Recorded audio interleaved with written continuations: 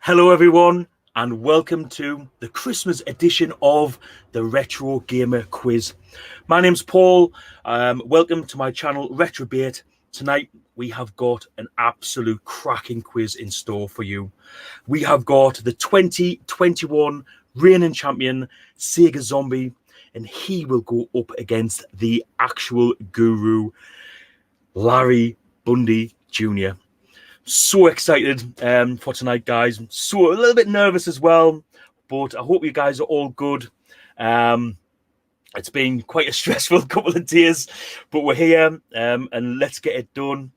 We're going to invite the first person to the stream, to the quiz, and that is our 2021 champion, Sega Zombie. Hello, Scott. Evening. Boom. My heart was going there a little bit. It was going there a little bit.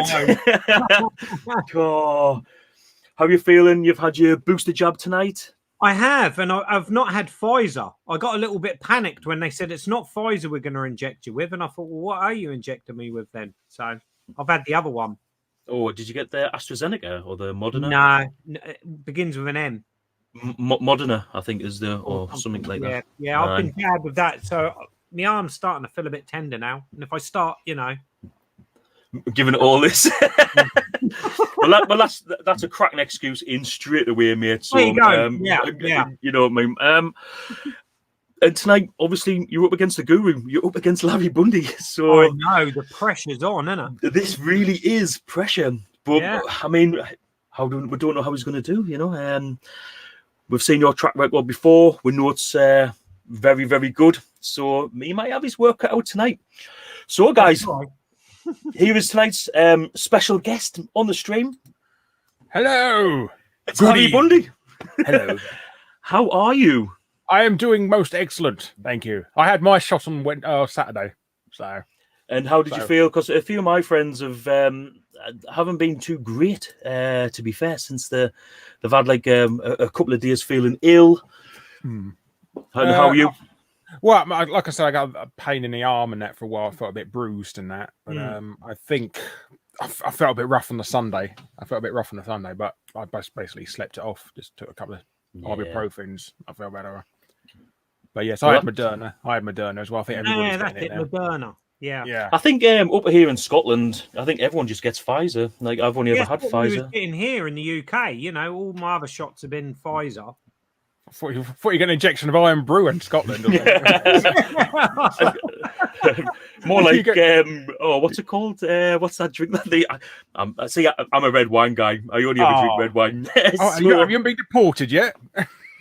No, well, I'm kind of. I look a little bit Scottish. Got to be that quiet. So I'm ginger and I've got missing teeth, so I fit in really well up here. So it just looks like I'm a typical Scot. But thanks for joining us tonight. I'm really looking forward to this. I'm an avid watcher of the channel. Sorry to hear that. So I'm sure a lot of people are. There's quite a lot of you out there, quite a lot of your viewers out there. But in the chat tonight, we have got Rock and Roller. He is ready and waiting. A lot of the guys play along to the quiz at home. Next, we have Generation Pixel, who is up for YouTuber of the Year. Don't forget, guys, if anyone hasn't voted for YouTuber of the Year yet, go along to this guy here. Go along to Scott Sega Zombie's channel. There's a link in the description, and go along and vote for who you wish to be YouTuber of the Year. Lots and lots to read on there, guys. You're going to be it could be like an episode of EastEnders. We have 8-Bit Boy UK. He's here, so that's Ollie. Sega Saturn Lad is joining us. We have Bohoho Ross. Who else is here? We have Lee the Nerdy Geek. We have Colin Cox. Colin Cox, you might have seen at the beginning, part of the intro, there's an advert for Men's Health on there, and he does a lot of important charity work for them. And I always say, guys, obviously, if anyone out there has got any issues or mental problems, or they just need to talk to someone, then myself, Colin Cox, are always available to listen to what you've got to say, because sometimes a problem shared can be a problem halved. So that's Colin. Next we have Lee the Nerdy Geezer. He was on our Champion of Champions, and he done really, really well. in that quiz. Generation Pixel again. Oh, and we have a new viewer to the channel, Samian Gaming. So it's good to see him back. Then we have Big Game Al. Good to see Big Game Al back. He's been on holiday in the Caribbean. Right, here we go. Here's the first question. Is it Caribbean or is it Caribbean? Caribbean. Caribbean? Yeah, I'll say Caribbean. Yep. So Big Game Al has been to the Caribbean, but he managed to make it back in time for tonight's quiz. So well done, Al. Next, we have Sai, the Ginger Hippie Gamer. Good that he can join us as well. Then we have Retro Bear. Retro Bear's here tonight. So he's just about to have his tea. So that's good. What are you having? Good. Yeah, Retro Bear. What are you having? Retro Bear's having for tea? Maybe he's having honey. Like a bowl of, he might be having porridge or honey. Do you think? Or delicious Ray Bentos pie. Oh, nice. As long as it's a steak and kidney, it's got to have the kidney in. I had a chicken one the other day. It's exactly the same gravy. It tastes exactly the same as a steak one. We used to have a Chinese that used to do gravy, and the curry sauce was the same as the gravy. It was just a different color. It tasted identical. They obviously made it in the same pot. Then we have Pete on a retro tip. Good to see you, Pete. Pete's always been a good support of the quiz, and he was on very, very early into the quiz. He come up against Scott, and he's agreed to come back next year, which is great. Oh, that's good. Addy Sneaker Freak, I'm wondering what's going on. Mate, how many of you had to drink already? It's the quiz. It's the Christmas quiz. Quickly going down. Oh no, actually no, I'm not going to say that. Oh, we have Rob, Essex Retro. Yeah. What a quiz. This is going to be good to see you, Rob. Yeah, you spoke to Rob previously on one of his Get to Know the YouTubers. I did, yes. Very good questions, doesn't he? Suppose anyone wants to get to know me. I think they're sick of me by now, if anything. The thing about Rob is that he asks the questions that other people don't. Yeah. Like, what is your credit card number? All the personal questions. Did he ask you that one? I was going to say, he asked you that as well. And then we have Retro Chef, who is, of course, he's also up for YouTuber of the Year. So again, if you're an avid watcher of the Retro Chef and the Swap Shop, quite a community-based program stream that he does, definitely get along and remember to get your votes in. And we have. So how do you pronounce this guy here? This is Amasith. That's a very cool game. I like it as well. Yes, sounds like a Final Fantasy villain. Michael Cleland, hello, nice to see you, Michael. And we have Patrick Furlong. Wow, hi, Patrick. I've never seen. I know Patrick through Facebook. I did buy some. I think the current Amstrad CPC I've got was from Patrick. It's an absolute cracker. Love the Amstrad. Well, I love the color palette. Steve from Cooper's World. Good to see you, Steve. Welcome to the stream. And Rollercore Eddie. I hope there isn't much Pokemon in this quiz. I know nothing about Pokemon. There's nought about Pokemon. That's the only thing I'm going to give away. We have got Ink Northerner. Well done for joining tonight, Ink Northerner. Paul, hope you're doing well, mate. Ali, high energy Ali. Good to see him. And we've got Gaming Grandad. That's Chris, who hasn't been very well recently. He suffered a bit of a stroke, but hopefully he's on the road to recovery. I hope you're mending well, mate. So get well soon. It's much more watching this in Strongest Man. Shit, Strongest Man's on. I actually met. I don't want to ruin it for anyone, but the guy who wins, I met him a couple of months ago, and I've held the trophy. And I tell you what, he's a big unit. Lovely guy though. So I don't want to spoil it because I always watch World's Strongest Man between Christmas and New Year. And then we've got Dobbs. Hi, Dobbs. Good to see you, mate. Amiga Old School is here. And guys, that's it. Right. Let's get on with some quiz action. So if I can... Let's do this.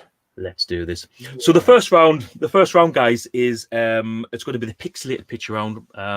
We've got 10 pictures of various games, the in-game screenshots. Now, I'm not after like the let's say it's Sonic, for instance. I'm not after whether it's Sonic 1, 2, or 3. As long as you've got Sonic, I'm happy with that because obviously it's been digitized a bit. So, yeah, I'm not expecting miracles. If you do get the right one, then well done you. And that's it, really. Once the video's playing, I won't be able to see or hear you. So if you need to do anything in the meantime, then can't we? Yeah, you can see it. You can be like, this quiz is shit. Yeah. Oh, what do you mean? Yeah. But yeah, hopefully these will test you guys. There's a couple of little easy ones in there just to give you a false sense of security. Yeah. Okay. So enjoy, and I'll see you on the other side. Everyone got the pen and paper ready? Do it. Perfect. Brilliant. Okay, guys, let's do this. The first round is the Pixelated Picture round.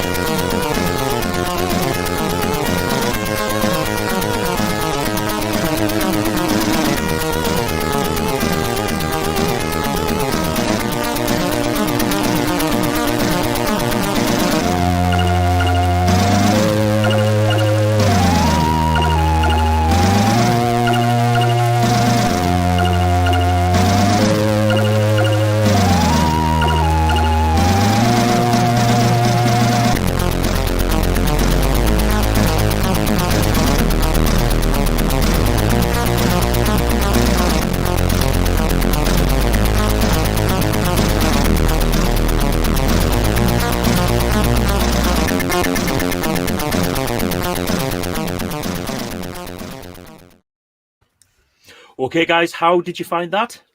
So I put Halo 2 for all of them, so I got 1 in 10 not getting it right. So.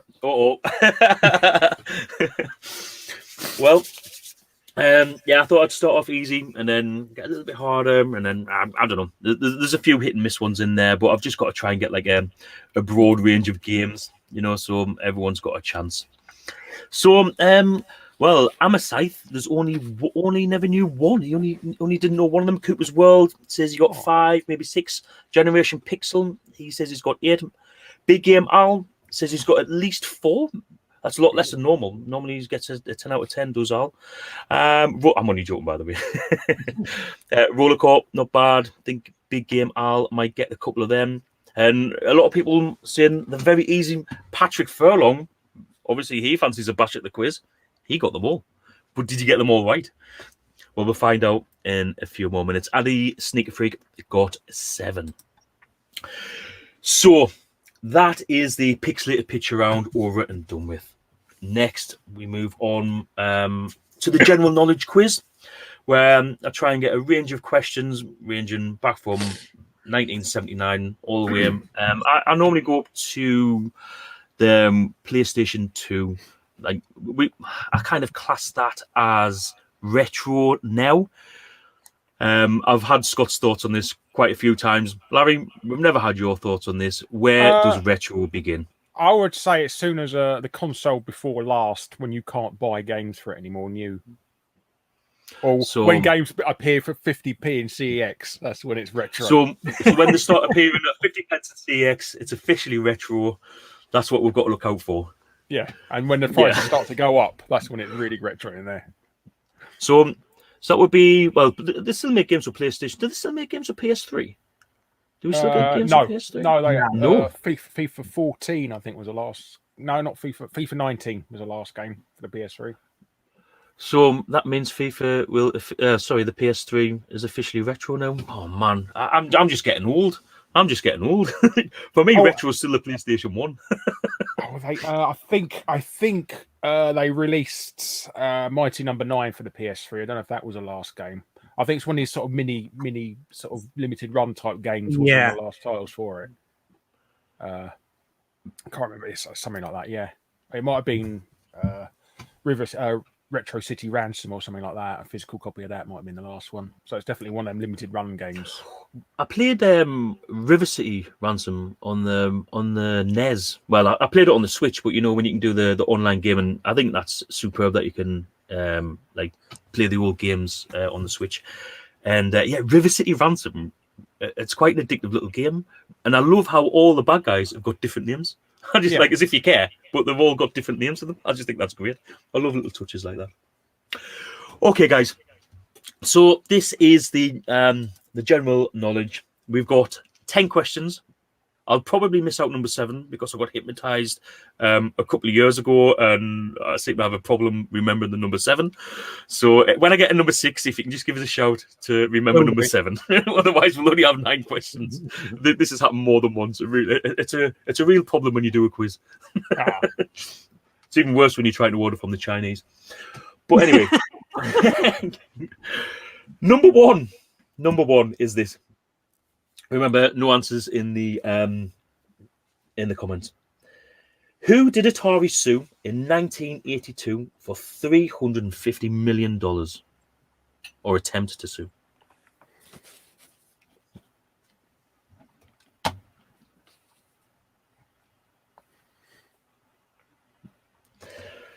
Okay, number 2. Football Manager, developed and published by Kevin Toms on his Addictive Games label, was released in what year? The first one. Yep, the original. The very first Football Manager. I'm pretty sure it was on the Spectrum. And then it was ported across to the other micros.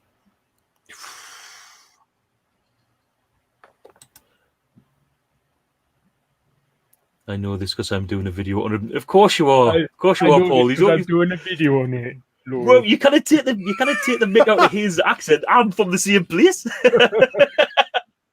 Is he only... Okay, guys. Number 3. Did you get an answer for number 2, Scott? Yeah. Well, okay. Okay, number 3. What game released in 1987 on the ZX Spectrum had 9 levels, but you could only complete 7 as the publisher put level 8 on the tape. Level 7 on the tape twice. So I'll read that again. What game released in 1987 on the ZX Spectrum had 9 levels, but you could only complete 7 as the publisher didn't put level 8 on the tape?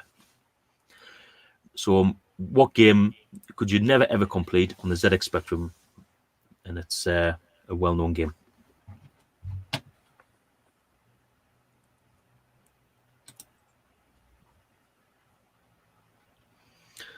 Let's see. Paul's becoming very active. I hate that, Larry. He's some guy, yeah. Basawi joining us all the way from the land of the rising sun. I hate that, Larry. Well, Patrick Furlong doesn't know one, so that's looking good. I don't know that one either. No idea. You're going to kick yourself. I'm going to guess it's something stupid like US Gold or Ocean as well. Number 4.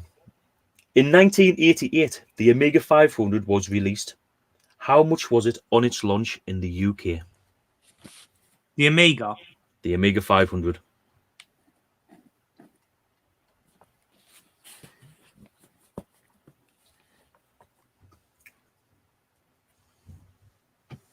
Blasting through these, guys. We're blasting through these. Never lived. Okay. Number 5. Time Crisis, released by Namco in 1995, was released on what console first?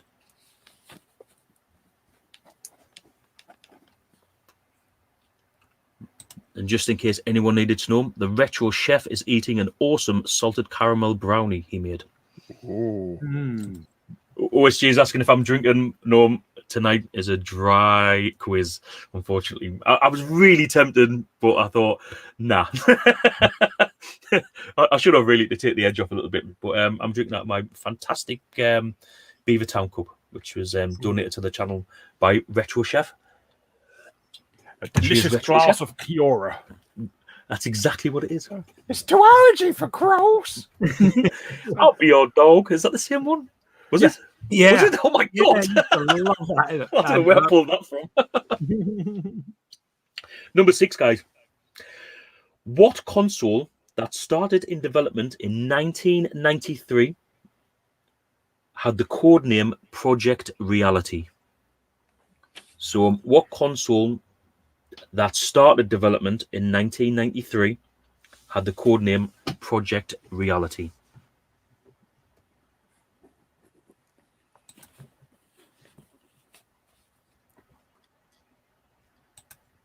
Apparently, Time Crisis might be coming to the Amico. That'd be interesting. And yeah, I normally drink wine out of a pint glass, you see, Larry, because it saves me having to go backwards and forwards to refill it. And I went. Bottle bucket, Well, only when I'm on the streets. Only when I'm on the streets. But normally, I try to be a bit, a bit more posh when I'm on stream. So I stick to the pint glass. It's a Stella pint glass as well. So it looks like a wine glass. Oh, okay. But, so, it's not even, so you at least you go form without a handle then. So when I went to the Blackpool Expo a couple of months ago, and we met up on the Friday night, so everyone can get a drink. And when I went to the bar, I was like, "Oh, have you got any red wine?" And he's like, "Yeah, I've got red wine." But the barman came back and he's like, "Unfortunately, we've got no glasses."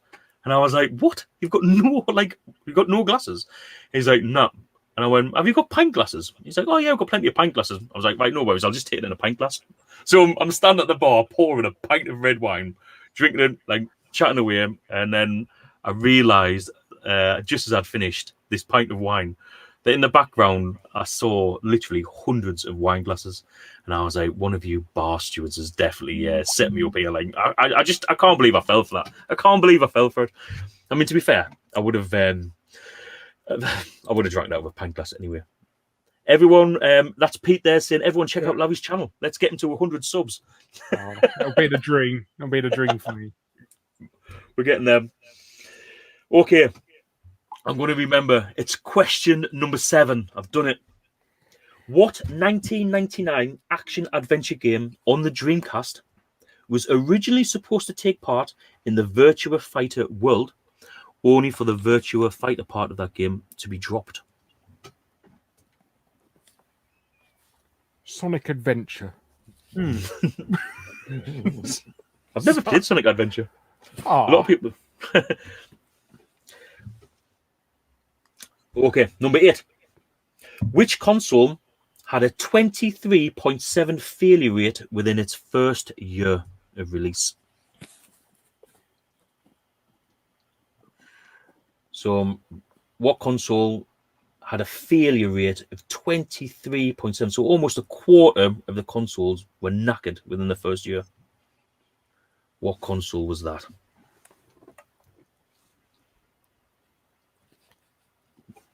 Did a video on this as well. I know. I say it's because I watch all these videos. Where do you think I get the questions from?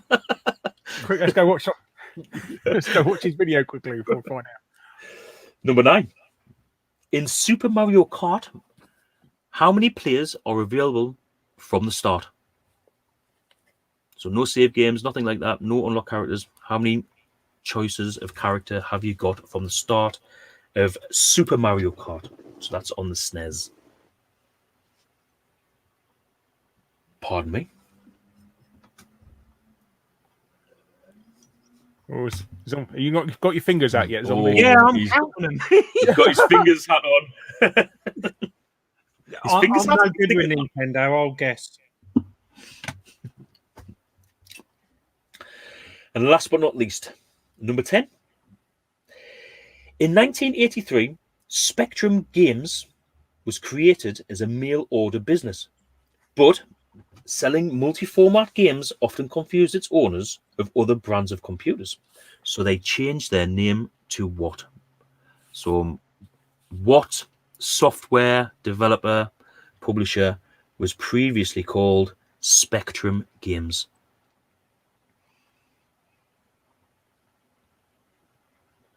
In 1983, Spectrum Games was created as a mail order business, but selling multi-format games, it often confused owners of other brand of computers. So they changed their name to what? And that is your 10 questions over and done with. Scott, how do you feel you've done?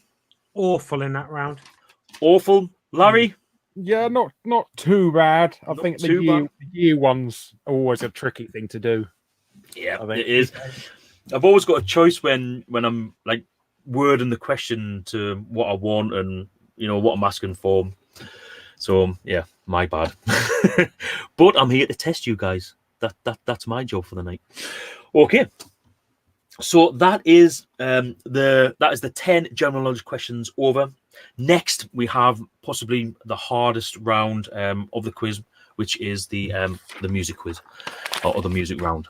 So what I've done is you'll hear each piece of music for exactly 15 seconds. In the background, you'll be able to see the computer or the console that the music was ripped from. That doesn't necessarily mean that the game was only out on that system. That's just where the music was taken from. So it's just to give you like a little hint of the year that it was brought out. So with that in mind, next is your 5. So I shall just bring them up here. And if everyone's ready for music, there's only everyone loves this bit. Only 5 questions this bit, do you say? Yep, yeah. This is only 5. I could be honestly, I'm just not cruel enough. I'm not cruel enough. I'm really not. I think we've had this conversation. Well, me and Scott's had a conversation with previous contestants, and I think because we're men, we work better with visual stimulation. When it comes to music, we like music, but we haven't got a clue where it's from.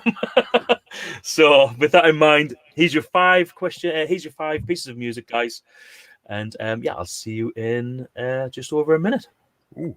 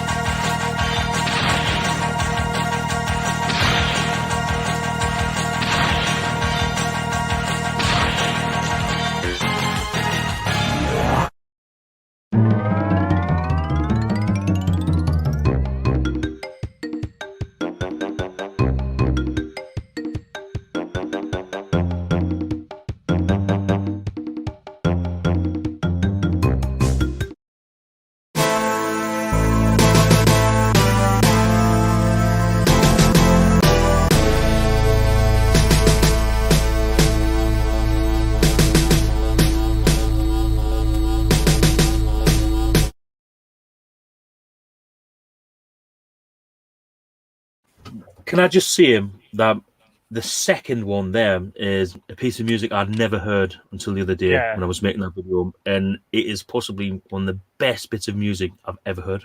It really is. I've never played the game. I love the music as well, and I can't think what the game is.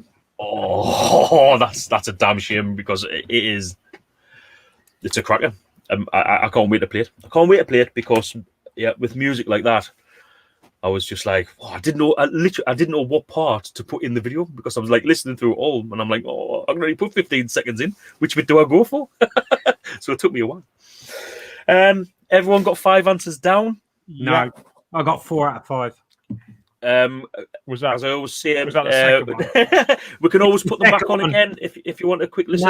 No. Even if I heard it again, I can hear it in my head now, and I just can't think of the game. And that's a Mega Drive game as well, isn't it? I know. It's always the same. It's always the same games I struggle with. And I get the fucking Nintendo ones right. Yeah, I know. That's why I'm not sure. I think this thing with Jade's just a visage. It's like I think you really are getting into Nintendo. Larry, Sega or Nintendo? I like both equally. I mean, I did have, I think, Sega on the edge for me. Yeah. Oh yeah. See, I think for me, it's like I had me Commodore Amiga up until the PlayStation. So I never.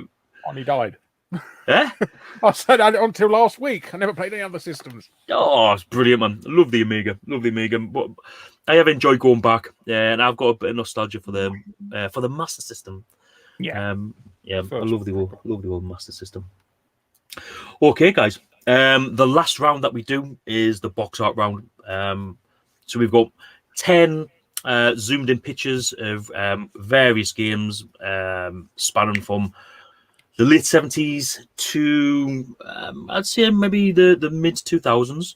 So we've got quite a decent mix tonight. Unfortunately, I've kind of zoomed in an inconspicuous part of the box, so you've got to rack your brain to try and figure out what game it is. Again, when this has been played, you won't be able to hear or see me, and I won't be able to hear or see you. So if Larry's going to slag us off again, then that's the time to do it. And yeah, if everyone's ready, let's get cracking with some box art. Enjoy these, guys. I love making this round. I love looking at box art. Let's do it.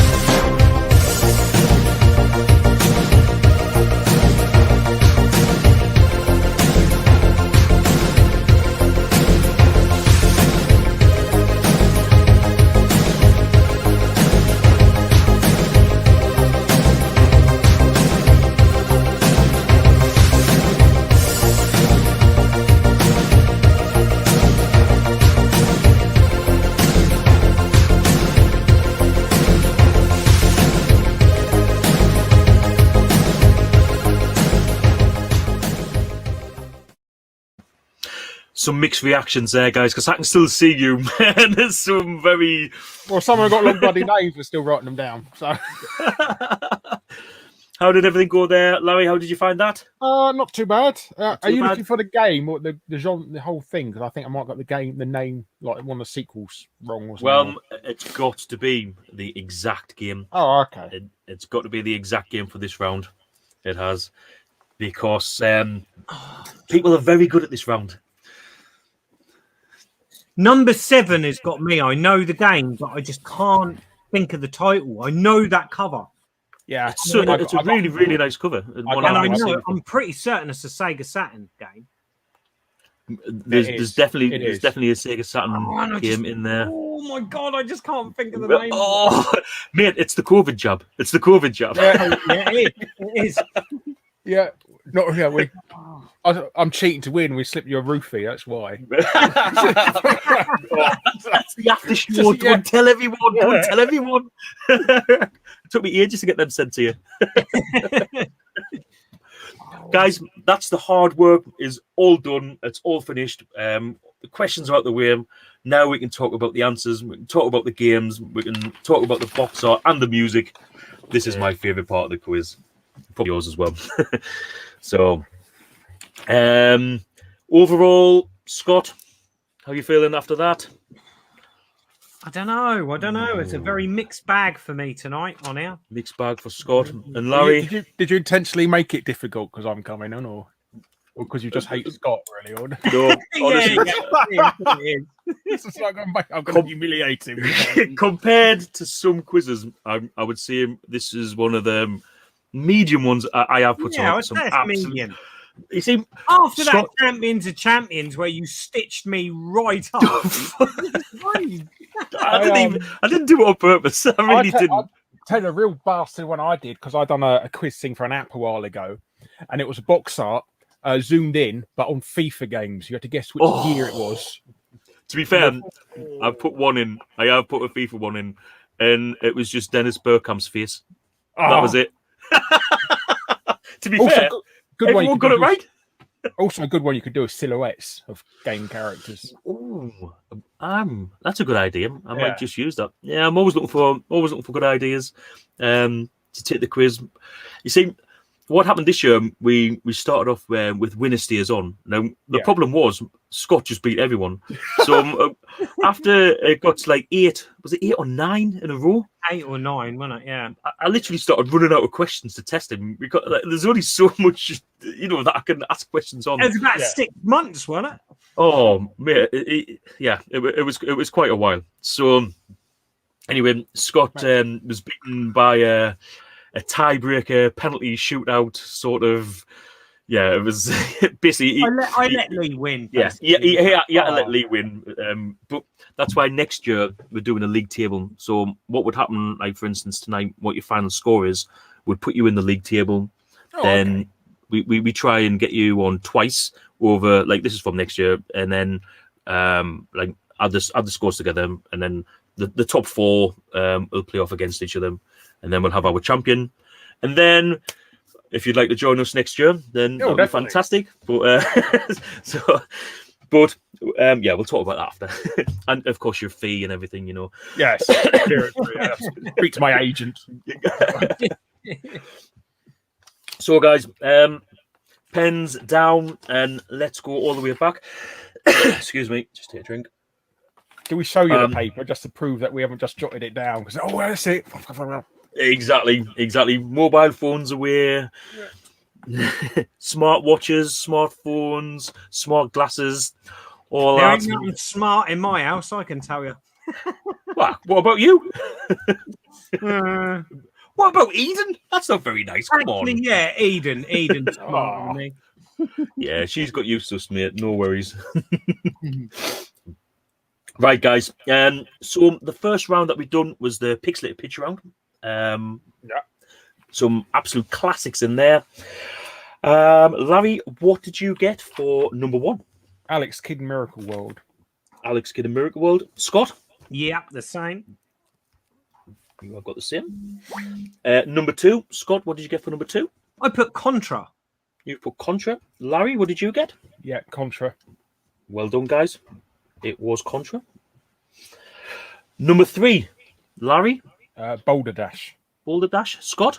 Yeah, I put Boulder Dash as well. I was hoping Larry didn't get that one, wasn't I? Either that or Rockford, the arcade game. Yeah. Which is essentially the same bloody game anyway. But I find it a really enjoyable game. I've always enjoyed a bit of Boulder Dash.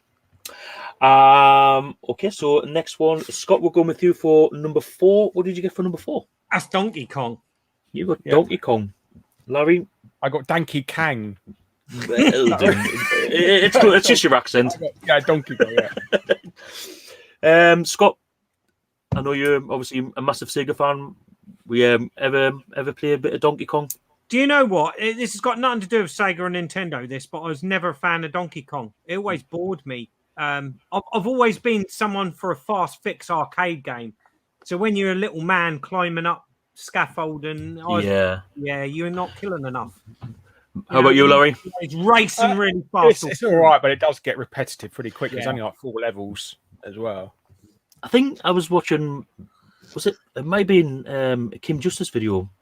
I was watching a video the other night anyway, and someone's done like a remake of Donkey Kong, but the princess actually strips naked. Oh yeah, that was her video yesterday. Yeah, was that on? I remember watching that, and I was like, whoa, wow! I never. Oh, that was right. It was the cover discs for the Amiga, wasn't it? I mean, the best Amiga cover disc. It's got to be the Canon Soccer.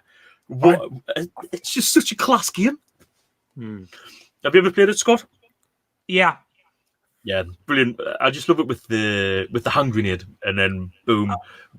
For that to be like what you said, for that to be given away free on a magazine, it was just like the best. Yeah. When I was watching the video, they'd done one. I think that was set on the moon as well, and you can actually play like a whole season. So when you think that's given away free on the front of a magazine, quite miss those days. I miss getting free games. Imagine EA doing that nowadays. Do we do anything? What was the last free game? Was it Choo Choo Rocket on the Dreamcast? What are you talking about? Free game? Sort of like, because when they got stuff like Rocket League stuff that's free, stuff like that. Yeah, but the last free physical game, Halo Infinite, was free. Yeah. Recently, there's a few now like download like online games. They're free, aren't they, these days? Downloads, but you sort of kind of missed them years because I remember when Christmas Nights was given away free as well, and I thought that was amazing. You know. I found a big stack of them in Dixon's and I grabbed a lot. So. For me, I think that. Also a local pawn shop. Somebody traded in their copy of Choo Choo Rocket and they wanted 20 quid for it. This was like when it just come out. And you don't know anything about games, do you? I don't even think it's worth that now, is it? It's been re-released soon as well, I think, on something. Oh, what on? On Switch or something. I'm not sure. I know they want to bring it back or something. Have you seen that Commodore 64 games are coming to the Switch? Really? Oh, Commodore 64 games are coming to well. 20 quid for the subscription, then, is it? Well, might be, but yeah, I'm looking forward to that. And of course, the big news in Commodore. I am quite a Commodore fan, and big news was, of course, Sonic the Hedgehog. Absolutely, I love that game. I just think they've done such an awesome job. They really have. I wish I could play it on real hardware, but unfortunately, I haven't got the REU. So it's emulation or the Maxi for me. Never mind. Still get to enjoy it. C64 Mini then. Well, I've got the next one. I've got this one. Oh, yay! I've got the Maxi. Brilliant machine. But I'm hoping because they've made this like Commodore 64 game that requires extra power, it's kind of reminding us a bit like what they've done with the Next. You know how they've like stepped the games up, but it's still based on Spectrum. Now, I think that could open a whole new avenue for coders on the Commodore 64. They tried it back in the day, didn't they? The Mega game, didn't they? What was that on? Imagine Software put all their money into making this game that expanded outside the back of the machine. You need an extra RAM cartridge to work it. Bandersnatch. Bandersnatch. Oh, yes, Bandersnatch. Yeah. Like, weren't they charging like 30 quid a copy or something for that? Like something ridiculous. It was absolutely, and it was nowhere near. It bankrupted the company, and then Ocean ended up buying them. So there's a documentary on BBC about it. I think Kim Justice has done a video on that as well. I'm sure I remember watching that. I do watch a lot of her stuff. Right. Okay, back to the quiz. Question number 5. Larry, what did you get for number 5? Maniac Mansion. Scott? The same. I did think you might be dodgy then. He might be Zach McCracken and the Alien Mindbenders, but because it looks quite similar. Very, very similar games, aren't they? But did either of you play it on the Amiga? Loved it. Loved Maniac Mansion. I played it on the NES, I think, more. Was it on the NES? I actually played it first on the Commodore 64, Maniac Mansion. I knew it. I knew there was a Commodore 64 in you somewhere, mate. Truth's coming out now. Truth's coming out now. To the dark side. I did, yeah. Well, next year, me and Scott are going to do I can feel your hate. a bit of a collaboration, aren't we? When I'm going to be playing Spectrum games, and he's going to be playing Commodore 64 games. We're going to recommend each other. So he's going to stitch me right up with some games, I reckon. You just know the games, yeah. Play Squidge. It's going to be games with like awesome music, just so you can listen to it and go, man, I wish I could have listened to this. To be fair, I think we should stick a couple of stinkers in there, just so we can show how bad things can be. Okay, number 6. Scott, what did you get for number 6? I've put Mario Kart. Mario Kart. And Larry? I put Super Mario Kart, just to be awkward. Well, to be fair, Super Mario Kart is correct, but with it being the pixelated round... Yeah, it's the same thing. He made that. It's alright. We'll give him that one. So, guys, this is very close so far. Number 7, Larry, what did you get? Tekken. And Scott? The same, because of the bear. I saw the bear in it.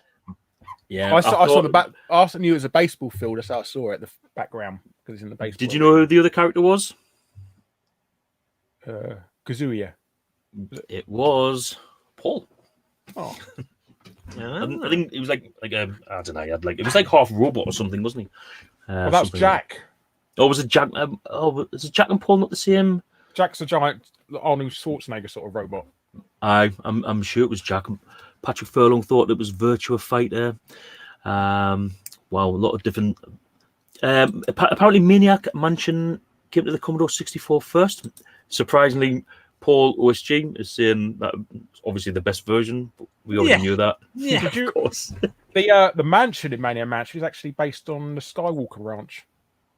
On the where? Know that. Yeah, George Lucas's his Skywalker Ranch. It's actually the same building. Oh wow! Wow. Well, the outside of it is. Obviously, silly they don't have a thing underneath the ground or anything. But yeah. Yes, here's a random thing. So Star Wars, where Luke Skywalker lives at the beginning of the film, that was all filmed in Africa. Tunisia. Tunisia, and you can actually go and visit where it is. And I've actually sat and had rice and chicken in and blue, Luke Skywalker's milk. house. Yeah. They also filmed it exactly the same time there as Life of Brian, because they used to go. I didn't know that. Visit each other's sets. Yeah. That's a quality film. Yeah, because it was. Well, I suppose they were both British production companies as well. Because wasn't Star Wars? Yeah. Was it filmed at Pinewood or somewhere? Or it was filmed in the UK though, wasn't it? Elstree, somewhere like that. Okay. So number 8, Larry, what did you get for number 8? Crazy Taxi. Hey. Scott. Yeah, it's gonna make some crazy money. And then this was. I thought this one might have been a bit of a difficult one. This one might catch someone out. Scott, what did you get for number 9? I didn't know this one. I've put Civilization. And Larry? I put SimCity. SimCity. The answer was SimCity. It was going to be one of those, though, wasn't it? Yeah. It was SimCity. Which SimCity was it? SimCity 2000. Oh, okay. I didn't, because I'm used to Super Nintendo one, so that sort of threw me off a bit. It was SimCity 2000. Last but not least, number 10. Larry, what did you get for number 10? Crash Bandicoot. Crash Bandicoot. Scott? Yeah, the same. Good old Crash Bandicoot. Well, guys, what a brilliant start. It is 10-9 to Larry. That is some start, guys. You guys know your stuff, so well done. Right. Patrick Furlong, he also got 9 out of 10. Patrick Furlong really doing well at the minute. He did say that he was doing well. Then we moved on to the general knowledge questions. The first one was, who did Atari sue in 1982 for $350 million? Scott, do you know the answer to that one? I've put Coleco, and they lost. Coleco. And Larry? I put Philips. Over Casey Munchkin. The answer is Coleco. Well done, Scott. Oh. Yes. So what was that about? That was because the Coleco released the Module 1, which okay. in the front and allowed you to play Atari games. I do know they did take Phillips to court over Casey Munchkin. So. Well, apparently Atari countersued them for 500 million, and then they did actually come to an agreement where I think Coleco were paying like a license fee, but Atari agreed to bring out some Coleco games in return. So it ended happily ever after. Very clever marketing that was by Coleco. They were ahead of the game because all the games they released on the Atari 2600 were god awful ports. That if they were out on the Coleco, so Donkey Kong and all the games they released on the original 2600 were awful, unplayable, because they wanted people to go out and buy a Coleco. It was really clever. So then, and the Intellivision as well. Yes, the Intellivision, they've done the same to that, didn't they? Yeah. Yeah. I mean, are they going? They're obviously not going now, are they? They must be defunct. Where's this bloody thing here? Right, put that over there. Well, Coleco still exists, but it's I don't know who on earth it's owned by. But they tried to do that Coleco Chameleon thing, didn't they? Not the same as the Amico, is it? What's that guy called? No, different people. It was all a different thing. That basically someone bought the Coleco name, and then it's a bit like Atari today, isn't it? Atari's been sold and bought by so many different people. Commodore's like that now. Commodore. Yeah, Commodore. I seen someone brought out a Commodore mobile phone a few years ago, but you can just buy the trademark now, can you? And just stamp it on anything. We did mention the Amico there. Scott, what's your thoughts on the Amico? I want to like it because I am someone that grew up in an era where new consoles were exciting, regardless if they won or not. You got excited because every year it seemed like there was something new. And I think for the last decade or so, at least the last decade, the gaming industry's got kind of boring. You know, you've got Sony, Microsoft, Nintendo, that's it. So it's nice to see another player come into the market. And what I worry about is it's old technology. It's something that was supposed to come out 4 years ago. It hasn't. So I've got concerns over the technology behind it, and the pricing's wrong. But, you know, if they had brought this to market by now and had it at a competitive price, I think it would have done all right, the Amico. Laurie? I think it sounds interesting. I think I think Tommy Tallarica's a little bit too demanding among their exclusives. I mean, he wants the game to be exclusive and he wants it to be in 2D. He doesn't want any adult violence in it. It can't be online. It has to be online, offline, share, group play and stuff like that. So that's quite demanding. And he's not paying people to make these games for him. They're expecting people to come along with these games and that. So, and the problem for any console is if there's no games, the console dies. No, exactly. As we found out time and time again. Is they're touching on something that's really good. You know, Nintendo kind of left it behind with the Wii, and that it's almost as if they've seen a niche there. You know, that a lot of people bought Nintendo Wiis, and they're thinking, well, we can jump on that market. But the problem is they're using 2016 mobile phone technology. You know. Well, really? Same thing that happened with the Ouya, wasn't it? They dragged their heels with that, and their technology was really old by the time it came out. Yeah. Well, let's hope they pull the finger out because it's meant to be released soon, if not already. I only got my VS like Monday, and I've been pining to get it. I was speaking to Larry about it just before we come on, and I've been that busy the last 2 days. I still haven't opened it. It's still in its cellophane wrapper. To be fair, it's under the Christmas tree, so I'm going to treat this like an early Christmas present. What colour one did you get? I got the black one. I got the. I just think it looks really, really nice. Apparently, you can change the colour of the LEDs as well, like to change the colour of like the. I've seen that on video. That looks really cool. I want one just because it's got a light on it that changes colour. Probably we'll have a word with Rob, actually, because that does the same.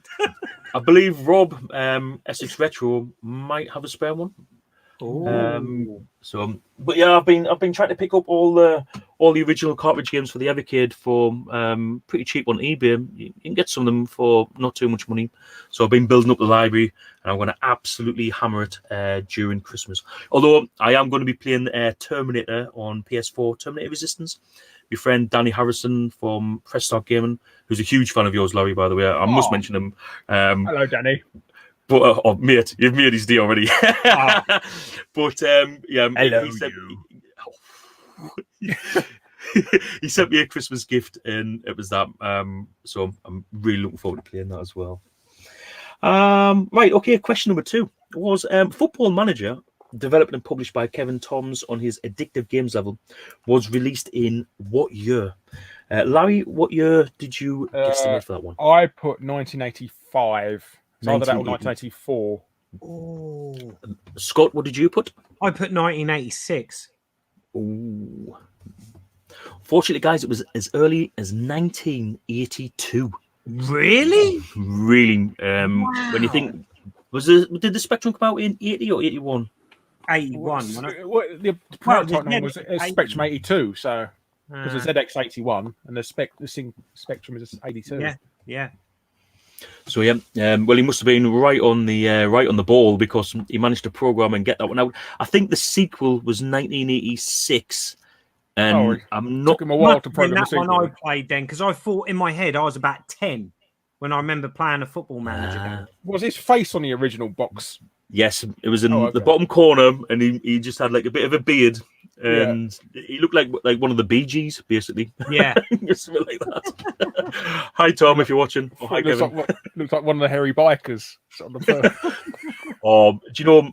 I've got a confession to make. I have a hairy biker pie maker. I have a hairy biker pie maker, and the recipe's absolutely brilliant. Honestly, I love making my own pies. But that's another show, and that's Retro Chef's making an Australia pie. Look it up on YouTube. It sounds delicious. Oh mate, you can't do that. Come on, it's the beans. Beef. It's basically minced beef and cheese mixed together. Ooh, it sounds like cottage pie. They put a bit of potato in there, but I try all sorts. I make pizza pie. Where I just put like tomatoes, mushrooms, like I make like a margarita pie. But sweet pies yet? No, not yet. I haven't tried, but chocolate marshmallow is perfect in that. So. Cherry pie. Come on, you can't beat a cherry pie. I quite like ham and leek. I'm a bit of a ham and leek. I do like a ham and leek pie. Bit of English mustard in that to spice it up. Well. Absolutely. Well, I mean, you put mustard in with when you're making your sauce to go in it. So and. When I have a steak, always put English mustard on there. I'm a big mustard fan. Yeah. As long as you don't breathe out your nose, you're laughing. It's weird stuff. You just got to remember not to breathe out your nose. Yeah. Only a condiment you can get that gives you a nosebleed, really, isn't it? Question number 3 was, what game released in 1987 on the ZX Spectrum had 9 levels, but you could only complete 7 as the publisher didn't put level 8 on the tape?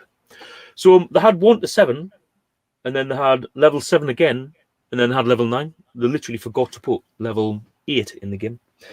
So, Scott, did you get an answer for that game? Complete guess. I just put Platoon because I haven't got a clue. Platoon. Larry? I put Outrun. You put Outrun. Because I know that was. Oh. The answer was R-Type. Oh, do you know what? I was going to put R-Type. I was going to put that, and then I thought, Then I couldn't believe it. And put Nemesis. Then I scribbled it out and put Platoon. Well, the first batch of Outrun on the Spectrum, the level track on the other side, they put it on backwards. Yeah, literally in reverse. Not like I'll have to hold on while I write that one down. I'll keep that for next year. At least it'll test if anyone's watching. Okay, guys, number 4. In 1988, the Amiga 500 was released in the UK. How much was it released for, Larry? Well, it's either $399 or $499. So I'm probably going to say $399. Is this box standard? No extra games with it or anything? Yeah. Just I think it just came in a normal pack without. I'm going to say $399. I think I'm not 100% sure. I didn't see a picture of it. So you're going for 3 or 4? 399. 399. Scott? I've gone for 399. Guys, it was 499. Oh, well, I said 499. Fucking got it wrong. Bollocks. I knew it was something high. I knew it was high. I knew it was about 400 quid because I'm sure the Atari ST launched at 299, didn't it? But the Atari ST was a couple. Was it a year or two before the Amiga? Yeah. well? The Atari ST launched in 85, 86, and it was only 299, I think. And I can remember the Amiga when that come out was like at least £100 more. That's why I got an Atari ST for Christmas and not an Amiga, because my parents were like, "Yeah, that's a lot cheaper." Is that an ST or STE you got? I got the STE. Interesting story, though, wasn't there? Behind, like, obviously Jack Tremmell leaving Commodore, going to Atari, then like they were going. Yeah, how can you fire the person who created Commodore? It's like only Commodore could do that. But then, and we wonder why these companies don't exist today, eh?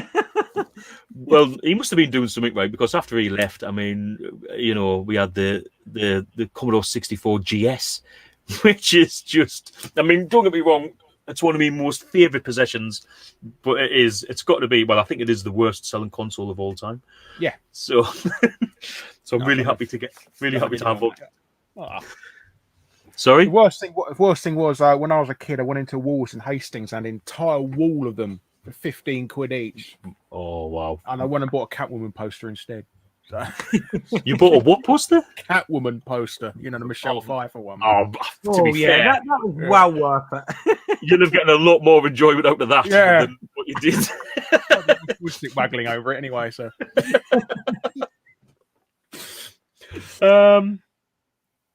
Right, guys, number 5 was Time Crisis was released by Namco in 1995.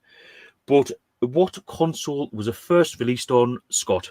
PlayStation. Larry? Yeah, PS1. Correct. It was the PS1. And my pen is just starting to run out, which is great. It ain't that hot in here, so I don't know how it's getting dried out. Action!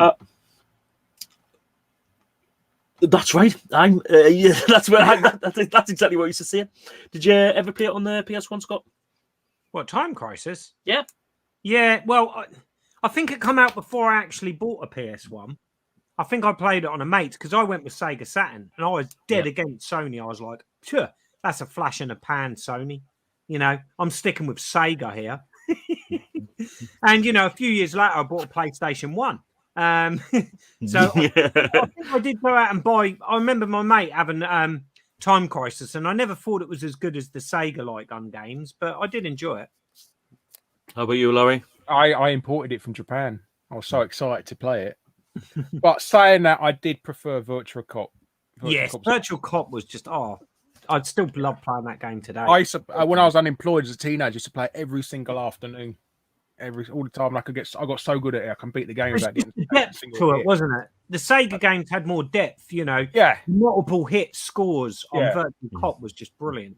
It does make me really angry when I watch people play it and they only shoot the characters once. It's like, man, you're supposed to play it like that.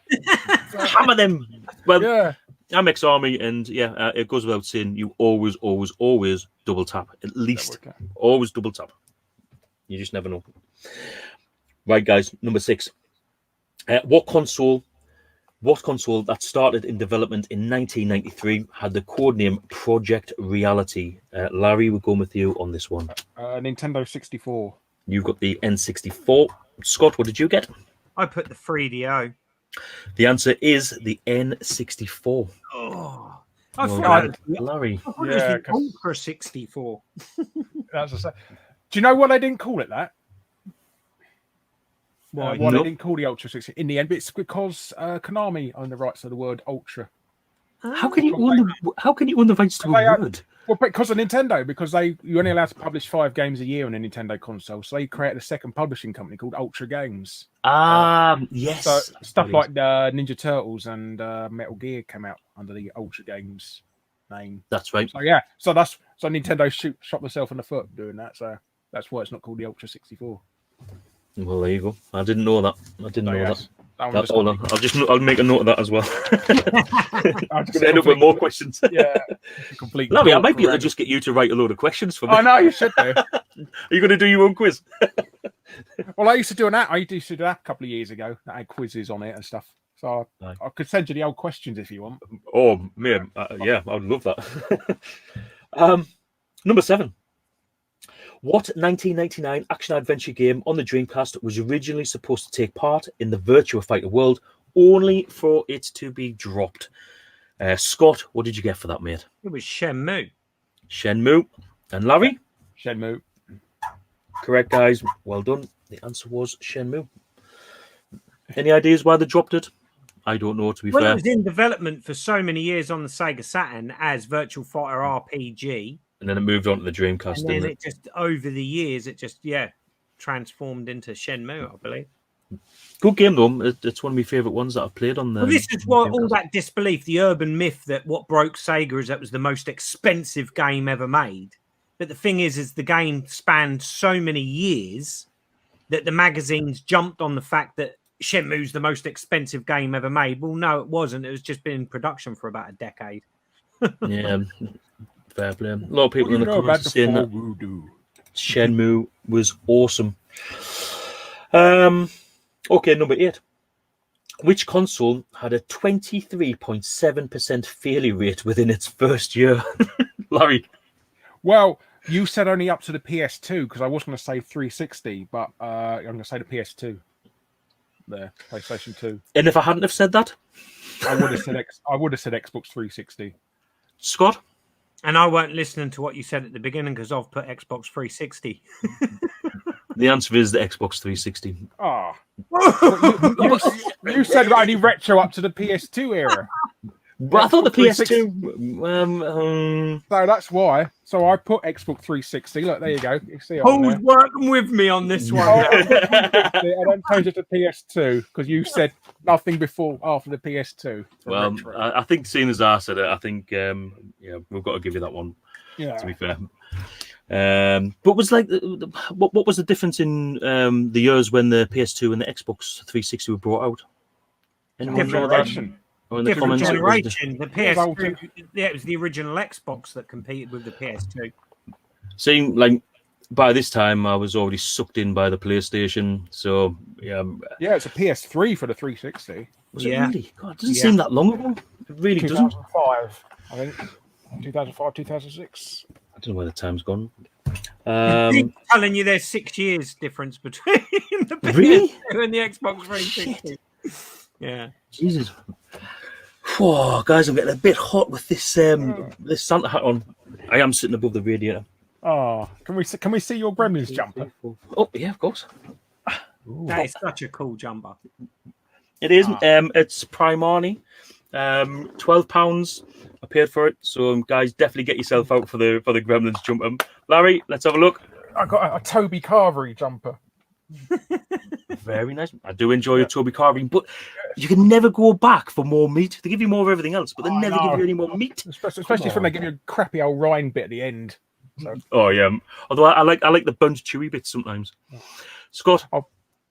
Their secret gravy is actually chicken gravy and beef gravy mixed together. Can you remember the one that used to have like the mustard in as well? It's got like the little mustard balls. I can't remember. No, it's before my time. That was. Oh, that's good stuff. That I prefer Harvester, to be honest, but there you go. No, we haven't got any of that up here. Oh, okay.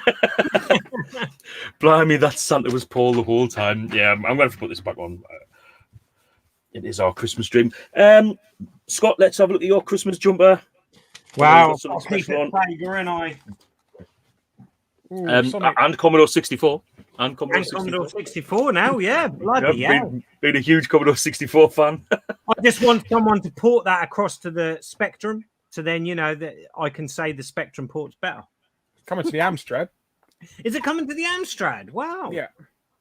Really? Is it? Yeah, look it up. And it looks closer to the Master System version as well, the colours. I was going to say, because graphically the Amstrad and the colours would suit it, wouldn't it? Yeah. So, yeah. So but I did see it on one of the Amstrad forums today. There was a lot of people. They were talking about Sonic on the Amstrad, and I was like, Like how when I look at Amstrad games from back in the day, I'm always a bit wary about the scrolling. So but the thing is, like, I've played a few homebrew games. Relentless was one of them. I was going to say they coded that out. In the end, it was just sloppiness. In the end, you play some of these modern Amstrad games. There's no scrolling issues at all. Relentless scrolls absolutely perfect. Yeah. It's such a fun little shooter. It really is. It just reminds me of Tron. I always say that I think the Amstrad's got the best color palette. Definitely. I always think that's got the best colors. Okay, guys. Number 9 is in Super Mario Kart. How many players are available for use at the very start? What?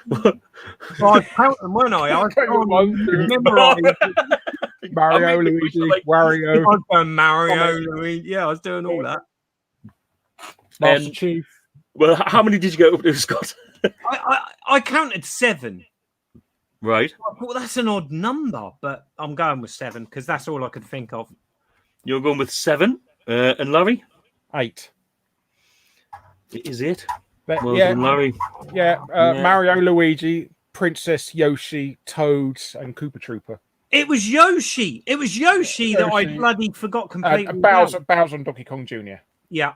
It was Yoshi. I'd completely forgot he existed. There's definitely going to be some of that played over Christmas when we have relatives coming around, if they're allowed to come around. Yeah, I'm never playing Mario Kart again after that. Excuse me, as if it's down to you. I'm sure Jade will be deciding what you play when it comes to the Nintendo. I did enjoy your video I was watching the other night. I thought Robocop on the NES actually looked pretty decent.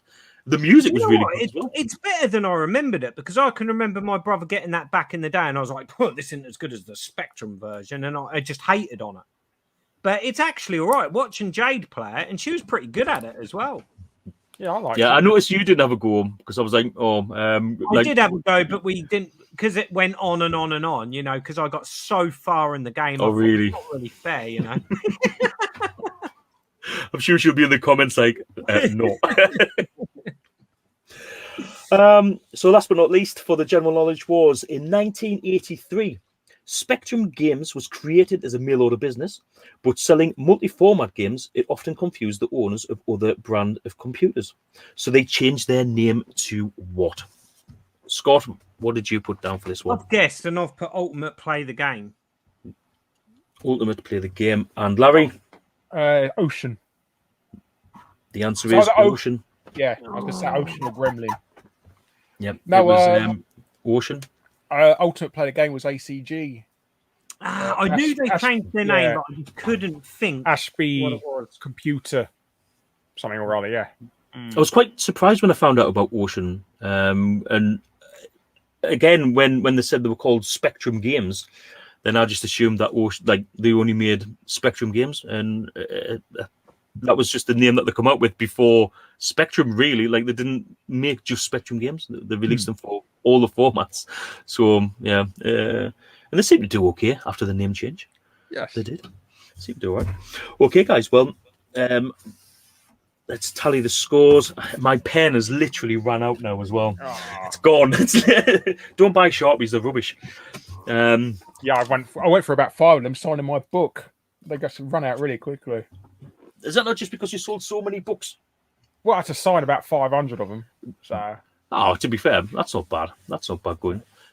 And how's the teddy bears going? How's the teddy Larrys going? I'm gonna put them up for my Patreon next year as a sale thing. I bought a load of them, but hopefully they might do talking ones soon or something. But yeah.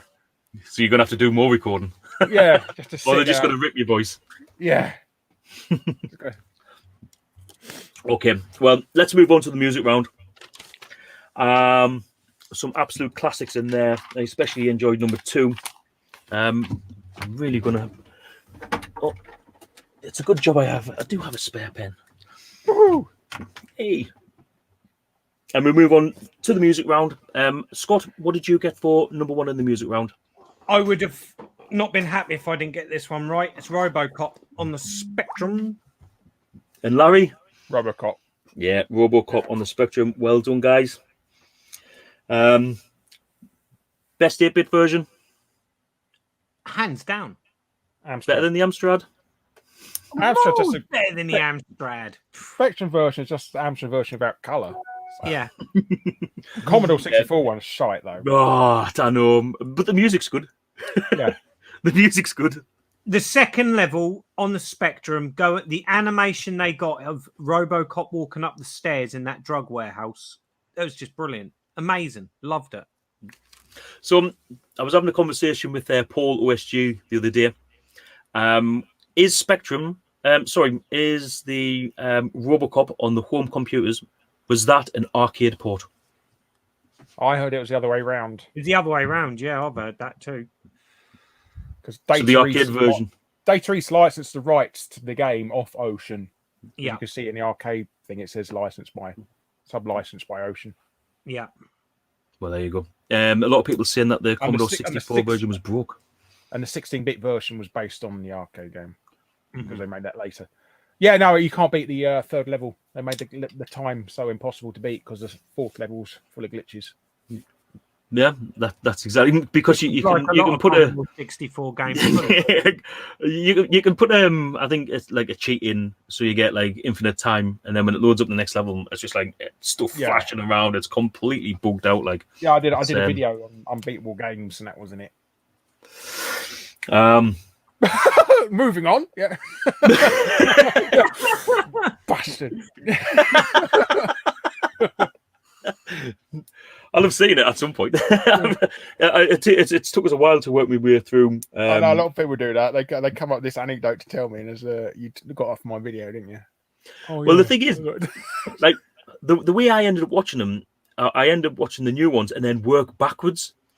It's just the way that the playlist works. Like when you go into it. So I watch Angry Video Nerd, and it's mad watching them get younger and younger, and then sometimes, as with yours, it's part 2. Or the second part, and I've got to go, oh shit. So I've got to come back out, find the first, because sometimes they're not always the video before, might be a couple before, find it, watch more adverts, and then watch the actual, and then go back to that one. It's like, oh my God. Yeah, so it's easy to miss them sometimes. Number 2, which I thought was an absolute class tune, on the Sega Mega Drive. We've got to go with Scott for this one, being the Mega Drive expert. Scott, what did you get for that absolutely banging tune? I'll put no answer. Nothing. Blank. Zip. I put no answer to begin with, but as a guess, I put Thunder Force. Guys, that was the Adventures of Batman. Oh, of course it was. Yes, it's the Adventures of Batman and Robin, and it's done by the Amiga music guy, isn't it? Oh, well, is it really? I wonder if that's why I really love it so much, because I love Amiga music. It's the most Amiga sounding music on the Mega Drive, really. I honestly, I couldn't believe it. Music guy off the Amiga, I'm sure it is, and I'm gutted that I didn't get that. It was. I ended up literally listening to the whole tune. I was like, I can't believe we've got to try and pick 15 seconds out of that. I thought it was honestly a class. lot of the tunes on that game are really good music on there. Yeah. Well, I end up having a look at the game as well. It's definitely a game I'm going to give a shot. Absolutely. Good stuff. Number 3 was... Larry, we're going with you with number 3. What did you get for the tune 3? Super Street Fighter. Super Street Fighter. And Scott? 2. I put UN Squadron. Oh. Really? I don't know. It's not that very... I just have to guess. It's very Capcom-y sounding, I must admit. So that funny sort of twangy, tinny noise. Well, it was Street Fighter 2. Oh. It was. So, well done, Larry. Do you know, I don't think I've ever played UN Squadron. I remember the artwork and the box. Well, it sounded like gunfire on the song, and I thought, it's got to be a shooter like UN Squadron, because it, like what Larry said, it sounded very Capcom. Yeah, UN Squadron. Good music, though. Good music. Okay, number 4. Scott, what did you get for number 4? Number 4, Crash Bandicoot. Crash Bandicoot. And Larry? Yeah, Crash Bandicoot. Yeah, enjoyable game. Quite enjoy that one on the PlayStation 1. I thought the graphics were really good for the PS1. Like it was the first. Like when you look at it now, it's actually aged not as bad. Well, they hacked the game, so because it's not actually possible to play it on the normal PlayStation. They actually hacked the RAM. Oh, okay. What was that, Larry? They hacked the game to make it work on a PlayStation. There's like a private amount of RAM that doesn't allocate to any game, like a buffer zone. Oh, and really? they hacked into it, yeah. So, yeah, there's a video on YouTube about it, yeah. The Verve, I think, done a video on it, yeah. So that's why Good stuff. It's Yeah. technically impossible to make. Class game, though. Great graphics and good music, too. I enjoyed that one. Number 5. Larry, what did you get for number 5? Okay, I'm probably wrong on this one, but I put Cannon Fodder. Cannon Fodder. And Scott? I put Cannon Fodder as well. Well done, guys. That is Cannon Fodder. It's the bit where you die. Ah. That was why it was like a sad... Yep. But and again... He put lyrics to that, didn't he? John Hare. Is there? John Hare? John Hare? Yes, if you look on YouTube, there's lyrics to that song. Quality tune. I think, well, I love the music. Pretty much on most of the sensible games, they always seem to have decent music on there. But especially in Cannon Fodder, I like my favorite music is the bit where you're about, when it's loading the level and you're in the helicopter, and it's got like a guitar, da da da da da da da da da da da. I think Larry's frozen, or either that or he's really not impressed with me. Oh, what's happened here? Let's see. No, Larry has internet issues. Ooh. He does now. Larry! No, he's gone. Larry's gone. Well, that's the end of the music round anyway. Yeah, he's logged off now. Hopefully he'll come back. Scott, you win by default. So that's the end of the question. Oh, yes, that was 4 and 3. Last but not least, we've got the box art, of course. Let's just wait to see if Larry comes back. So, how's the shop going, Scott? Everything going okay with them? I know you've been updating us with videos. I've got another video about to drop in the next day or so. I've just got to put all the bits and pieces together. So, yeah, there'll be another video on that really soon. But it's been very busy. Very, very busy.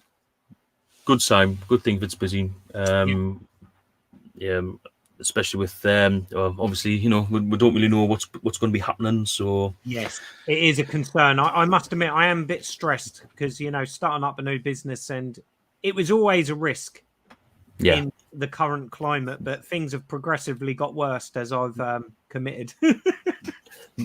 I think because of the climate, though, that might be why everyone's getting encouraged to open up businesses. You know what I mean? No, definitely. It's move forward. Definitely a strategic thing. I'm getting a lot of support over it because at the end of the day, if you can survive COVID with starting up a business, then you're got a pretty strong business. So let's hope that's what happens. Hello. So I think we've got Larry back there. Hello. Yeah, I'm back. I got bloody blue screen, didn't I? You got blue screened. Yeah. I just thought you needed to put 50 pence in the meter. Oh, bloody hell. PC crap, bloody PC. Let me just reset my... I'm just going to see if I get my camera back as well. Yeah, I can hear him. Yeah. We were just saying there, we thought you'd give up. We nearly had to award it to Scott. Oh. Yeah. Oh. Yeah, I don't know what's happening with my camera. It should be working. OSG says he was actually doing a video on a broken, incomplete Commodore 64 games until Larry just said he has done one. I only did one on one Commodore 64 game, so if that suffices. Oh, hello, there I am. Hello. I only did it on Robocop. Yeah, on the Commodore 64, so we can do other ones. Well, there you go. You've heard it from the guru himself. Yes. Well done. And I got a right resolution as well. I'm not all skinny and squashed. You're looking beautiful, mate. You're looking beautiful. Bless you. Thank you. Merry Christmas. Well, I got the list box art. So. Well, let's move on to the box art. So we've got 10 boxes, as I was saying before, ranging from the 70s all the way through to mid-2000s. I hope. The first one, Scott, what did you get for the first box art? I have put Defender. You have got Defender. Larry? Yep, Defender. Best Atari 2600 game? Up there, I think. That'll be close. Pitfall 2. It's my favourite. Really? Is that your favourite? Yeah. I'm so bad at that game. See, a lot of people say Yar's Revenge is one of the best games. Oh, that just bores me. Just the same thing over and over. Boring game, yeah. I think one of my favourite games on the Atari was Hero. That's the best game on the Atari, I think. Apparently, it bombed in America. Really? Hero. Yeah, it's only popular in Europe and Japan. It was JC Yar's Revenge. So he's a Yar's Revenger. Yeah, see, Yar's Revenge. I remember everyone loving that back in the day, and I was just like, Yeah, it's just so limited. That's what I felt. Yeah. Addy Sneakerfreaks come up and said, a Pitfall on the Specky, discuss. Now, I know nothing about that game. I've never played the Spectrum one. Played it on the Atari game. No, I don't think I have. Okay, well, we've discussed that. So next we'll move on to number 2. Never played it. No one's ever played it. So number 2, Larry, what did you have for number 2?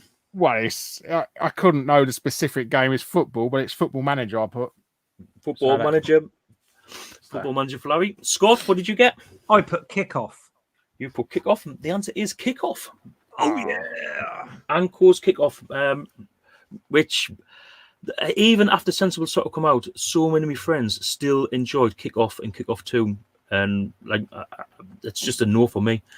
It's just Sensible Soccer all the way. Sensible Soccer's a better game. Oh, definitely. Even Microprose Soccer's better, I'd say. And that's like I used to love Microprose. Oh, can you remember Banana Power when you used to put it right up? Sometimes you could have a shot and you curled it that much. It didn't even go in. You curled it back out of the goal. I used to always play against, is it Macau or Macau? They were just the worst team in it, and obviously plays Brazil against them and just score some crazy Banana Power goals. Not England. Play against England. No. I mean, to be fair, I think the England team's pretty decent at the minute. It's the best I think they've been in my lifetime. Yeah. So you never know. Fingers crossed we might win some. Is it the World Cup next year? Yeah, it is, isn't it? Yeah, it is. Yeah, it's a World Cup next year. And they want to make it every 2 years now, apparently. FIFA. Yeah, they're going to raise. Did they say 3.5 billion, 4 billion, something like that? I don't think they should do that. I reckon it just makes it's going to burn out the players. Just make it so regular. It cheapens it for me. Yeah, it's not bloody WrestleMania. I mean, it's a. What they're going to do with the European Cup? Yeah, I know. Like the European. That was in between thing, wasn't it? That was always exactly. So you're going to have two World Cups or one European Cup for these people. So that's 3 tournaments. That's they'll overlap as well. Over here we have the European Cup, don't we? And then they have the African Cup of Nations. The other side. Yeah, I don't see why they need a World Cup every 2 years. And then you have the African nations, which is just it just seems to be like every other year. I think maybe FIFA getting greedy because EA's dropped their name. Have they? Yeah, they wanted double. Right. They wanted double the amount of money for licensing, so EA told them to fuck off. Wow! EA having standards. Well, in all fairness, they made $11 billion on their Ultimate packs last year. Wow! I mean, you think it's only fair for FIFA to say, "Well, can we have a slice of that pie?" But no. Can I just put this comment up here because I wholeheartedly agree with this? The proper World Cup is 2023. No, unless you follow rugby. I was going to say, is this old rugby talk or something? That's the Rugby World Cup in France. Right, okay. Which I'm hoping to go to. That's the only time I watch rugby, actually, is the Rugby World Cup. Oh, you should watch the Six Nations. England, Scotland and England, Wales. Six Nations is quite fun. Yeah. Because we got a chance of winning it then. Yeah, we do. Oh, we came close in the last World Cup, 2019. I almost flew out, even though I didn't have a ticket, just to be in the city when it was the final. But work wouldn't give me 1 day off. So I was... and you didn't quit. That's how your loyalty, isn't it? To be fair, I saved myself a lot of money. And you made some in return, yeah. Right, where are we up to? Number 3. We're up to number 3. Scott, what did you get for answer number 3?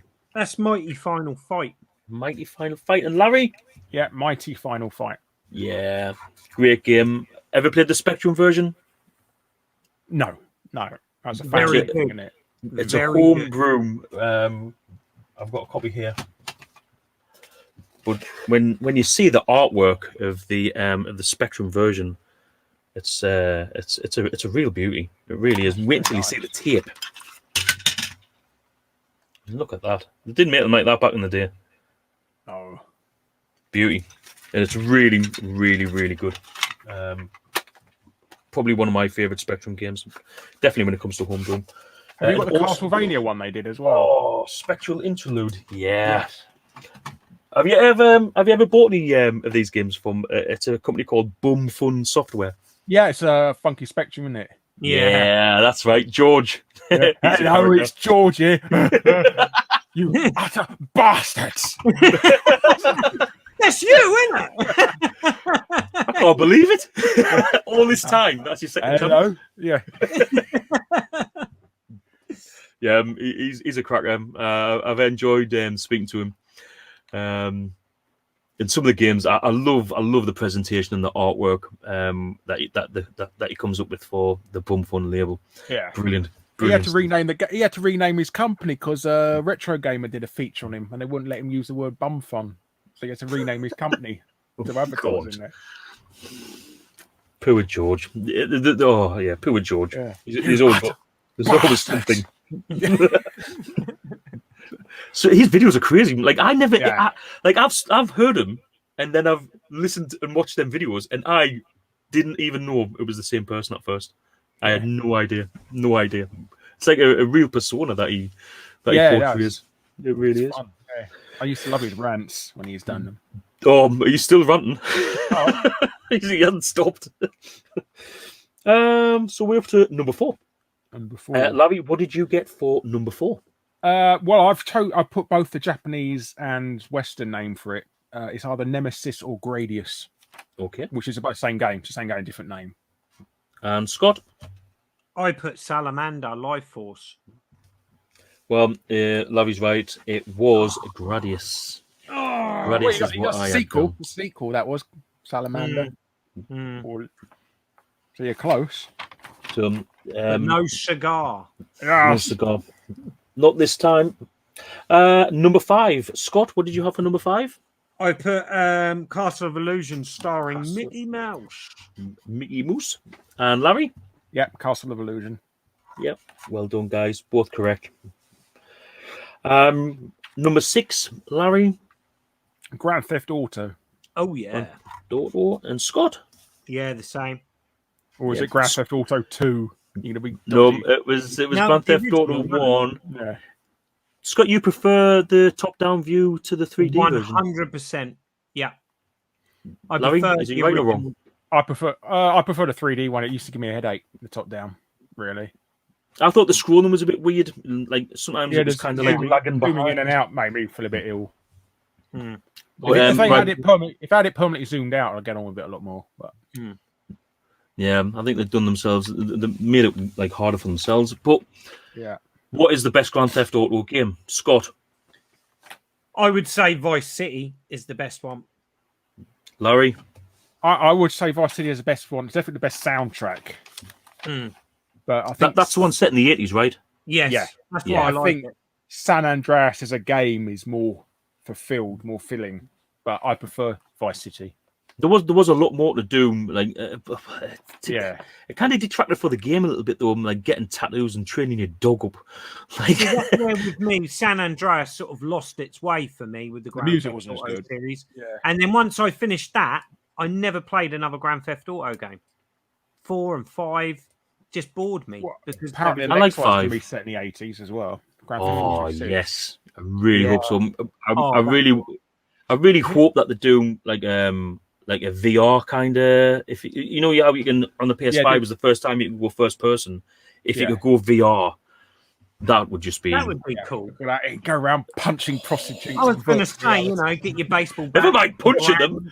That ain't what you're meant to be doing. That's That's after they get the money back. I'll tell you one thing that'll make you feel old. That we are further away from the release of Vice City than Vice City was from the 80s. Wow. Yeah. Oh, not good. Crazy. Not good. Getting old. Okay, guys.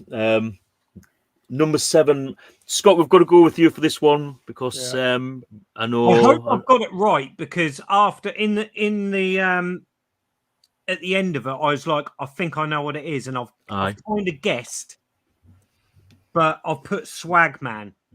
You've put Swagman. Larry, what did you put? I put Swagman. Well done, guys. It was Swagman. Oh, thank God for that. What a beautiful piece of box art. It really was. I've never seen that game before. I knew it because it was the last PAL Sega Saturn game I ever bought. Oh, really? Ah, right, okay. As soon as I see that face, I was like, oh my God, that's the last game. And I sat here and I just couldn't think of the name. It took me ages to remember it. But yeah, so I bought that game and then I thought, do you know what? I'm selling my whole Sega Saturn PAL set. So I sold the whole lot. So what's the game about? Because I know nothing. I literally just saw the box art and I was like, yeah, I like it. What was like? Sell it to me, Scott. Do you know what? I didn't really play it for long, but it's kind of like a top-down sort of adventure game. If I remember right, you play a boy and a girl character. I can't remember. Yeah. I always just confuse it with 40 Winks and stuff like that. Yes, that is very similar to that. Even though that's sort of 3D. But that's all I can really tell. It looks very nice visually. It was a very nice looking game and looked kind of interesting. But I literally had that for a couple of weeks, and then I got this grand idea of selling my Saturn collection to buy the Japanese Saturn games. So I sold all my PAL games to get Japanese ones. Well, yeah, it just looked like a really interesting front cover. I thought, that'll definitely go in. And I was looking for a Sega Saturn front cover, just something. So was that like a Saturn exclusive? Was it? Because I haven't seen that cover for anything else. I thought it did get a PlayStation 1 release, but I might be wrong. I've never seen it. Not seen it before. Okay, moving on to number 8. Larry, have a quick look. Just see if it come out on anything else. I think it might have got a PC release.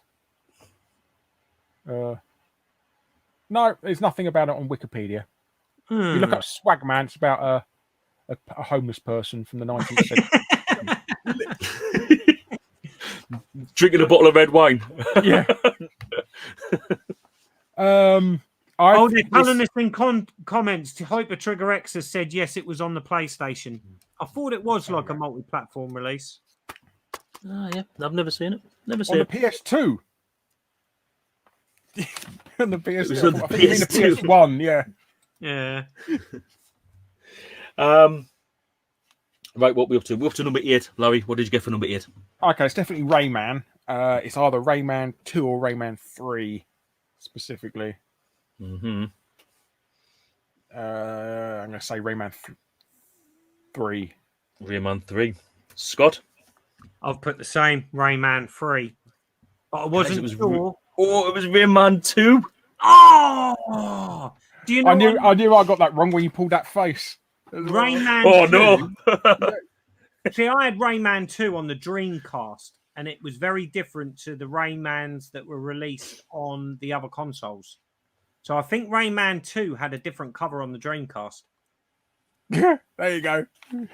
Roller Coaster Swagman is on the PS1. PS1 2. So we both got that wrong then. Well, we said it was Rayman, so we should get half. Well, you can both have half a point if you want. Yeah. Number 9, Scott. What did you get for that? I'll put Time Splitters 3. Time Splitters 3. And Larry? Time Splitters Future Perfect. Now, is that the original? No, it's the third one.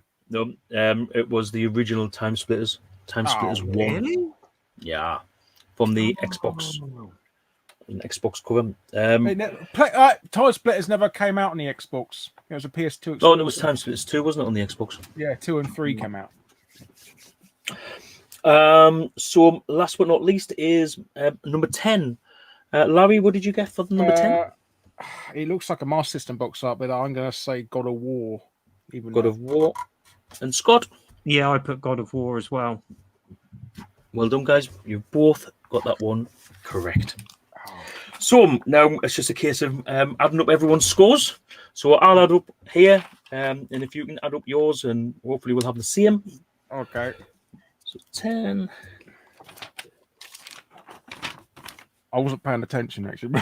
To the points. Well, I'm very trustworthy, honestly. Oh. Ooh. And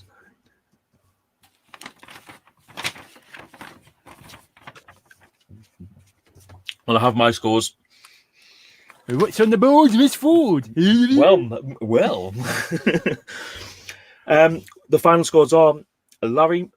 You have 27. So well done. Very good, Scott. Scott, you have 22. Oh, I got. Which means Larry. 23. Oh, have you? And you got half a point. Oh, I forgot the halves as well. I forgot the halves. Larry, 27 and a half. Scott, 23 and a half. And a half. So well done, guys. There wasn't very much in that whatsoever. Larry, congratulations. You have beat our 2021 champion. I'm pretty sure Scott will be back next year. Guys, in the comments, how many did you get right? Retro Bear got 21. Wow, done, Bear. That was good. Oh, Colin Cox, he got 13. Go back to school, I'm afraid. Retro I thought Retro Chef Basini got 35. 35 watching and only 27 likes. Get those likes in. Great work on the quiz. Yeah, I've really enjoyed doing the quiz this year. It's been quite a difficult year in the community, I would say, with regards to retro gaming, and I think the quiz and the swap shop has helped kind of keep us together, keep us going anyway. But hopefully next year, everything's going to be a lot better than what it's been this year. There's been a few revelations recently with certain people trolling and all that horrible sort of business. Here's a question for you, Larry.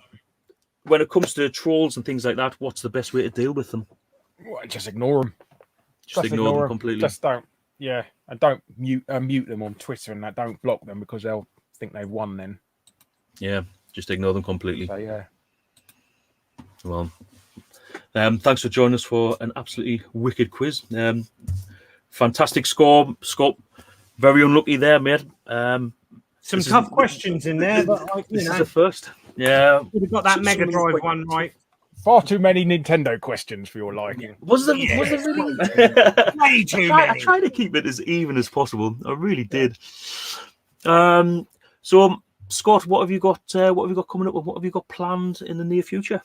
Well, I'm still working on my Mega Drive video, which has been a tough one because I've got so many people involved in trying to get everyone's videos back. It's been a hard one to pin down. It's hard when you're relying on other people. The international gathering them, yeah, from all over. My invisible juggling skills are coming to pass. So once you have got to juggle. I've got so many people saying they want to do a clip, but I'm waiting for them to get them back to me. So I've got that, and I might, if I've got time, because it's just such a busy time, isn't it? This time of year, I would love to do sort of like a Christmas channel update video if I can. But we'll just have to see. The shop's taken up an awful lot of my time at the moment. So it's good. It's probably your busiest time of the year as well, isn't it? So make the most money. Yes, it's very busy. And how about you, Larry? I got one more. Are you allowed to tell us? Yeah, I've got one more fact hunt video to do before the end of the year. One, it's about games that stole artwork from other games. Ooh. That'll be. Did anyone get sued? Oh no! Don't tell us. Let's watch the video. Yeah. Okay. Let's watch the video. Links have got as if anyone who's watching isn't already subscribed. But anyway, or block me for being a troll. No, but thanks for all the kind words in the chat. I really enjoyed doing the quiz. It's kind of evolved a lot since we first done it. It was like literally a 15-minute part of a stream, of a live stream that we've done in, I think it was April. And then since then we've had 20. This is the 23rd quiz that we've done. And yeah, it seems to do really well. And it brings a lot of people together, and it means I get to meet different YouTubers every week, every other week, and get to talk to them face to face. Because, well, it's difficult to kind of do that these days, isn't it? Really, especially with what's going on in the world. But for me, I just want to wish Scott, Larry, and everyone watching a Merry Christmas and a Happy New Year. Yeah. The quiz will be back. I think January the 26th, I think, is going to be the first one on Wednesday the 26th. Yeah, in about a month's time, I'm going to have a month off, a month of rest. I've been really going at it hard. I need to stop saying things like that on live streams. I was going to say, you've already said you've had a hairy biker, and now you're going at it hard. know. I'm a bit worried. I only started doing this about 18 months ago, and I've never had a break since. So you don't want to burn yourself out. Much deserved. You have a good old month. I'm going to enjoy Christmas. But then I got an email today saying a game, a Spectrum game that I bought from Russia is in the country. So I'm going to have to do a video about that, and then I'm going to have the time off. So it's quite a exciting game. Really looking forward to playing it. There's a few people already been making comments about it, so yeah, I'm looking forward to doing that. So yeah, if there's anything that you guys want to say, Scott. No, just everyone have a really good Christmas and hopefully a happy New Year, and we don't go in lockdown again. You know. Oh. Let's hope we don't go into lockdown again. We can do without that. And Larry. Hello. Hello, you. Hello, you. Well, good luck with your driving test next year, Larry. Thank you. Yeah, it's not going to be until at least April, though, unfortunately, because it's so books up. Yeah, so books up. It is, I've seen that car with the Union Jack and everything. The Yummy. Wow. What's the range on that thing? 40 miles. Wow. So basically, as long as somebody lives at the end of my road, I can go visit them. So. Yeah, exactly. You don't have to go far, do you? I think I could just about visit Pete in it because he lives down the road from me on a retro trip. So I'm sure he'd love that. Pete's such a great community guy. Oh, he's gone. I think he's gone now, isn't he? He's away now, so we can talk about him now. He won't get a big head. But he's helped me out massively this year with like the channel artwork, with the intro. He done the quiz. Stuff for me, Yeah, he's really good. And this is why I especially have a soft spot for Pete. He actually sent me wine. Part of his job is importing wine. And I'm like, Pete, why are you already married, man? Yeah, he sent me red wine. I was like, oh man, this is like I've never had a bum before. I've never been sent something. You've never had a bum before? No, I ain't one of them either. Okay. Not yet. Anyway, that's after. But from me, from Larry, and from Scott, I hope everyone has a really nice Christmas. Also, I did promise a friend that I would just mention that Lee, the retro chef, is going to be bringing out a video tonight with reference to YouTuber of the Year. So make sure you check that out, guys. Hopefully that'll be a fun one to see. Can't wait to see what's in there. But from me, from Scott, and from Larry, good night. Bye-bye. Bye-bye.